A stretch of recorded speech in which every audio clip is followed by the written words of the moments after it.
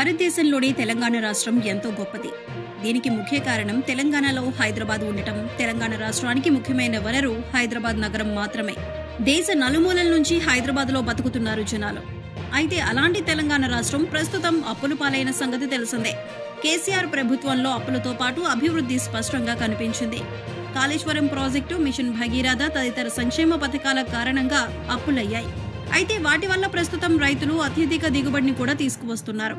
కాబట్టి కేసీఆర్ అప్పు చేసిన ప్రతిఫలం మాత్రం స్పష్టంగా కనిపిస్తోంది. ఆ అప్పును తీర్చే సత్తా తెలంగాణకు వచ్చింది. ఇటు హైదరాబాద్ కు కూడా విపరీతంగా కంపెనీలు మొన్నటి వరకు రావడం జరిగింది. అయితే 2023 ఎన్నికల్లో అధికారంలోకి వచ్చిన రేవంత్ రెడ్డి ప్రభుత్వం అప్పుల పేరుతో తెలంగాణ బ్రాండ్ ను దెబ్బతీస్తోంది. కేసీఆర్ ప్రభుత్వం దాదాపు 7 లక్షల కోట్లు అప్పు చేసిపోయిందని, వాటి మిత్తిలు కట్టలేక తమ నడుములు వంగిపోతున్నాయని రేవంత్ రెడ్డి స్పష్టం చేస్తున్నారు. అయితే రేవంత్ రెడ్డి చేసిన వ్యాఖ్యలతో తెలంగాణలో పెట్టుబడులు పెట్టాలంటే కంపెనీలు భయపడిపోతున్నాయి. ఇప్పటికే తెలంగాణ వ్యాప్తంగా రియల్ ఎస్టేట్ తగ్గిపోగా హైదరాబాద్ లో పెట్టాల్సిన కంపెనీలు కూడా వెనక్కిపోతున్నాయి. ఇలాంటి నేపథ్యంలో రేవంత్ రెడ్డి ఎన్నికల కంటే ముందు ప్రకటించిన 6 గ్యారంటీలను అమలు చేయడం కష్టమేనని నిపుణులు చెబుతున్నారు. గత ప్రభుత్వం అమలు చేసిన సంక్షేమ పథకాలను పూర్తి స్థాయిలో రేవంత్ రెడ్డి అమలు చేయలేకపోతున్నారు.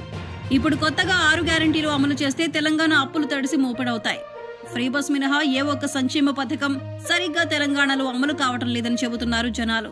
దీంతో రేవంత్ రెడ్డి ప్రభుత్వం పైన తీవ్ర వ్యతిరేకత కూడా స్టార్ట్ అయింది. మరి అప్పుల నేపథ్యంలో 6 గ్యారంటీలను ఎలా అమలు చేస్తారో చూడాలి.